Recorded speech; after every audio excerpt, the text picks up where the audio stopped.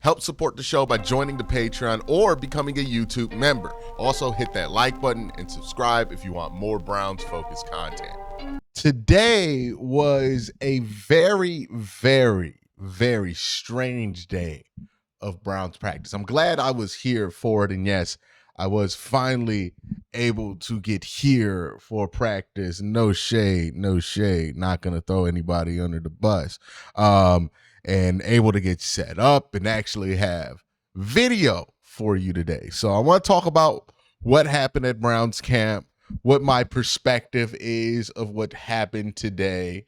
The most interesting thing, and the thing that made this whole thing strange, was that Shedeur Sanders got absolutely no team reps today. Now, they did say, and I would like to point this out, right? They said at the end of practice to somebody that Shedeur was held out due to shoulder soreness.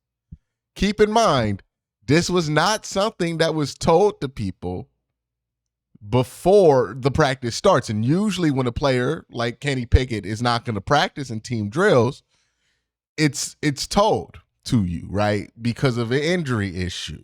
I would also say that Shedeur wasn't really working with the trainer after practice.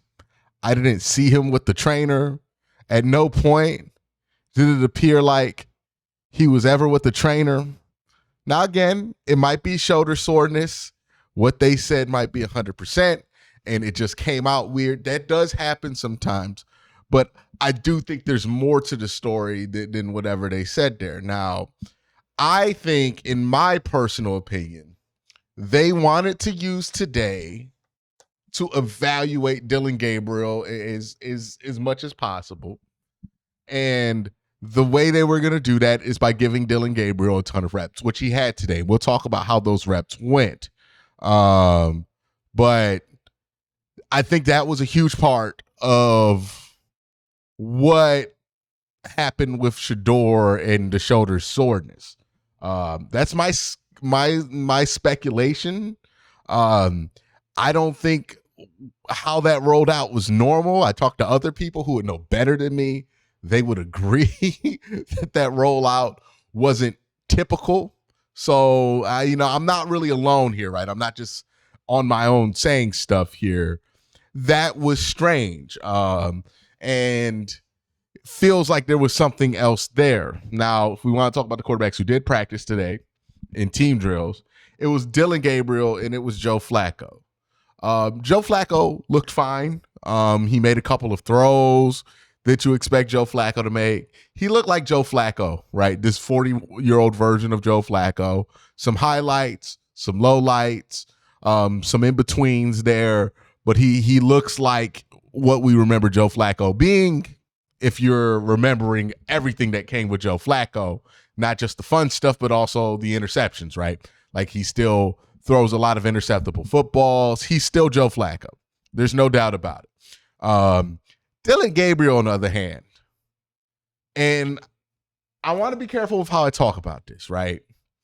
Because no matter which young quarterback you're rooting for, whether it's Shedeur or Dillon, I do think when these guys struggle, or if these guys struggle, talking about it kind of becomes a permanent stain on them instead of a temporary, how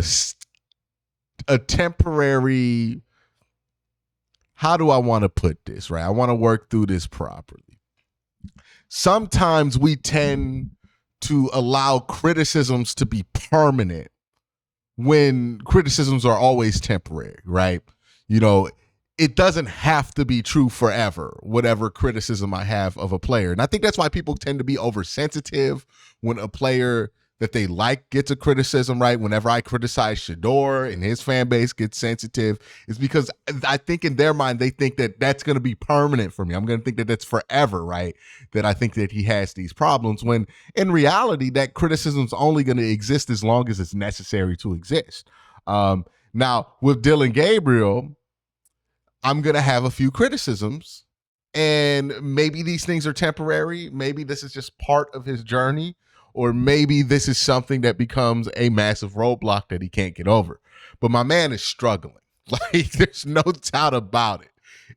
Even the most ardent defenders of Dylan Gabriel that I've been able to talk to have admitted these last two practices where he's gotten a lot of reps with the ones, he has not looked good, right? This isn't just coming from people who were skeptical like me of Dylan Gabriel when you drafted him. This is coming from believers of Dylan Gabriel who say, hey, maybe I like what he did in camp earlier, but right now it's not good. Now, I wasn't here for camp earlier. I can't speak for that. You know, when I talk to people who have been in camp the whole time, what I have noticed is that there is what the internet thinks of the quarterback room, and there is what the people there every day think of the quarterback room. Best case scenario, you talk to somebody who's been there a lot, who's been embedded at these practices, OTAs, minicamp. They don't think it's anything different than what the Browns have been dealing with at quarterback from anybody individually, right? Like, that's kind of been the vibe I've been getting from people when I talk to them. When you talk to people on the internet, it seems like it's different, but you know, the people who have covered this team, and maybe, you know, there's some cynicism that gets in there. I can't speak for everybody, right? But it's a decisively less optimistic tone from the people who are at practice every day about this quarterback room, which I do think is worth noting. It is not something I would ignore. So when it comes to Dylan specifically, it's worth noting that, like, look, it's not just me who has all the little man jokes, all the short jokes, even though Dylan's taller than me. Like, you know, I've had my fun with Dylan Gabriel, but it's not just me. There are people who are defenders of Dylan Gabriel that will admit he stunk these last 2 days. I think he's hit a wall, right? There is what you could do against the second and third team, and when Dylan went up against the second and third team, he was fine. And then there's what you do against the first team and with the first team. And when he's with the first team, it's a world of difference. Like, every time he takes a first team rep, the Browns offensive line is so giant. The Browns defensive line is so giant. You literally cannot see him. Now, when he's with the second and third team, all of a sudden it's a lot easier to see him.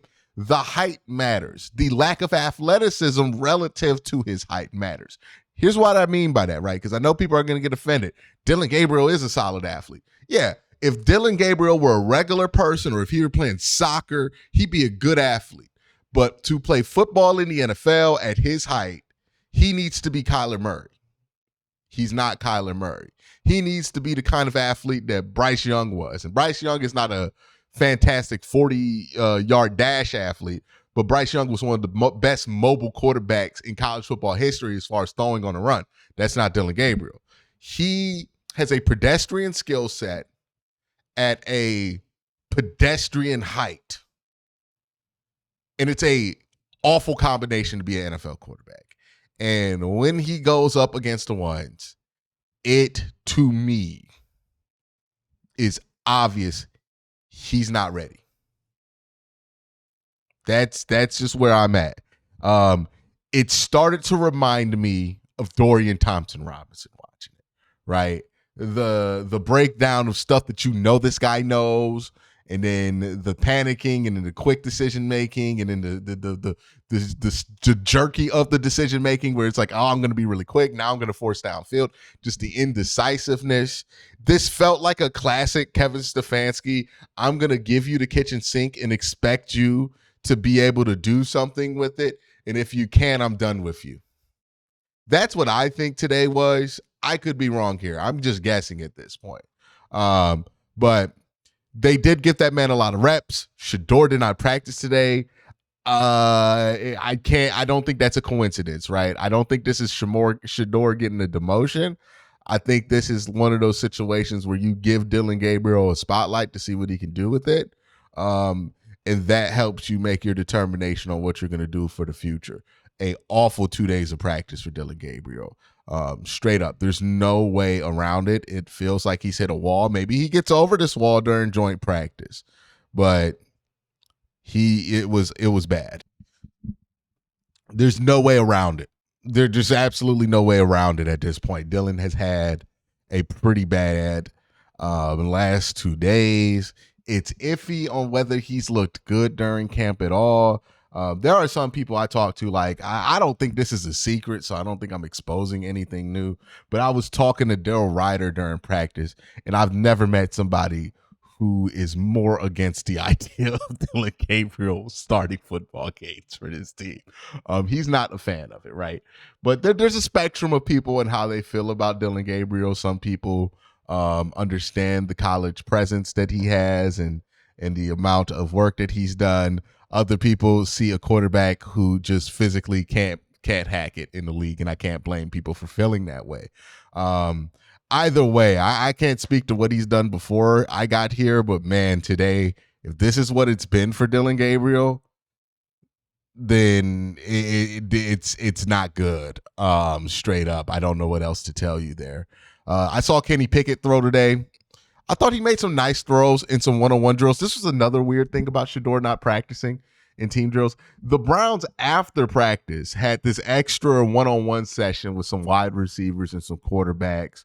It was like back of the roster wide receivers. And then, I saw Kenny Pickett throwing. I saw Dylan Gabriel throwing the one-on-ones. Now, Shedeur hung back with the quarterbacks, did some work after practice, but during this like one-on-one session, he was with the quarterbacks, but he didn't get a rep in, which again, strange, right? Like, why not just hold him out of practice entirely? Again, I'm not buying the shoulder soreness. This feels like a classic. They had a plan. He wasn't going to practice today. We're going to call it shoulder soreness, but there's a bigger piece to this puzzle, right? And we'll probably find that out as the days go on. I wouldn't freak out about it. Like, if you're a Shedeur fan and you want Shedeur to start eventually, I wouldn't see this as like evidence that the Browns are never going to play Shedeur and they're trying to ruin him or whatever people are believing nowadays about this whole situation. I really don't think it's that. I think it's more about making a final determination before they go into joint practice on what they want to do with Dylan Gabriel. Because it's been a rough couple of days, and these first team reps aren't going well for him. And I just think it's an impossible thing to ignore at this point, that maybe you might want to consider giving Shedeur some of these opportunities you're giving Dylan, because Dylan I think he needs to take a little bit of a step back, just because this wall is whipping his ass right now. But we'll see.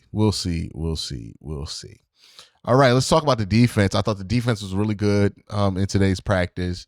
Chris Edmonds and Miles Harden, I thought, were impressive guys who, you're not necessarily going to look for, but they make you look for them. Miles Harden had a couple of reps like that.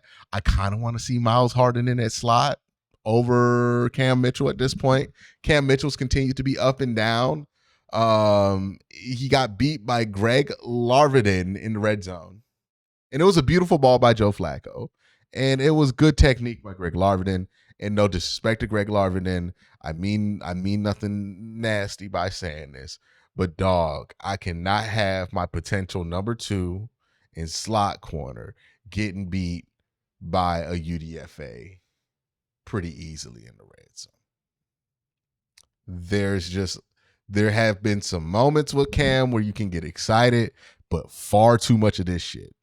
And I feel like I'm over the experiment. I want to see what Miles Harden can do. If we can't do better there, I want a veteran. The defensive line, it looks like a Jim Schwartz defense, man. These linebackers are all over the field. Jason Tarver's amazing at his job, because, like, you think about it, the Browns lost 2 starters, and like 2 pretty damn good starters, and Jordan Hicks and JOK, but I think they're going to be fine. Mahmoud Diabate is playing well. And I also think that, Carson Schlesinger, it's obvious he's going to be pretty good. I think that's the good news that you're hearing about practice overall, right? For as much as I'm not hearing great stuff from the people who are there every day about the quarterbacks, what I do hear is a lot of positive stuff about this rookie class in general. Mason Graham, right? People are excited about that internally. They're excited about it when they're at the practice. You can see it. The guy's going to be a pretty good player. Carson Schlesinger, I think he's one of the most obvious cases of like, oh yeah, that guy's good. Right? Like some guys, you crack them open on the field. They play with the first team. They never leave. That guy's good. And that's Mason Graham. That's Carson Schlesinger. Harold Faden Jr., I think it's pretty clear that this guy has real potential in the league. And I'm going to talk about how the Browns are going to use him in just a second. Dylan Sampson, I thought, had some moments in today's camp. I'll talk about that later. We could get so bogged down in this quarterback conversation, but I think what that's not allowing us to see is that, man, if you look at this draft class, there's reason to feel really strong about some of the most important picks that you made. But unfortunately, when one of your top 3 picks is currently being investigated, which I hear that situation is going to get a lot messier, maybe not on Quinshawn's side, which, to be fair, but that situation is going to be more messy than I think people anticipated as far as like how Quinshon is going to aggressively defend himself against those accusations. We will see a lot of stuff, a lot of stuff going on with that. And then you have the whole quarterback controversy going on, right? Dylan Shador, people arguing about reps, making up conspiracy theories about who's going to play and why they're not going to play and all this stuff, that it makes you forget, hey, your number 5 overall pick looks pretty good right now. Your number 33 overall pick, he looks excellent right now. There's a lot to be excited for when you look at these young guys. And it really does start on defense. I thought the defense was pretty excellent today. Hard hitting, fast to the football. This looks like a Jim Schwartz defense. That being said, let's talk about the offense a little bit. The passing game, I think, struggled. The run game, I thought, did well today. And they had a tackle to the ground portion, and the run game really did flash. Now, when I talk about the run game, I want to be very clear to you. I don't count screens, extended handoffs, stuff like that is really part of the passing game. I view that as an extension of the run game more than anything, right? And the Browns did a lot of like screens in their passing drill. To me, that's run game stuff. That stuff was successful, right? If Dylan Gabriel tosses a screen to Harold Faden and it goes 84 yards, that's a Harold Faden stat. It's not really a not a Dylan Gabriel stat. But anyways, all that being said, I thought that element of the run game was pretty good. And it's just telling you exactly where this Browns offense is going and what the plan is for this Browns offense. They're going to rely on a ton of yak, right? Like it's going to be all about how much yak can they get. Screens, extended handoffs, running the ball. All this stuff is going to matter. And I'm starting to see how they're going to make up for some questions about who's going to get the ball, how many running backs do they have. They're going to use David Njoku basically, I don't want to say like a running back, but like an H-back almost, right? He's going to take a lot of screens. He's going to go underneath on mesh a lot, right? He's going to get the ball in his hands while he's moving. Basically be used as an extension of the run game with the ball in his hands and also as a blocker. Like David Njoku was exhausted after practice today. I don't think that's a mistake. That's because a lot of this shit is going to revolve around what David Njoku can do as a catcher, sure, but also as a pass blocker. So there is that, right? Like they're not pass blocker, run blocker.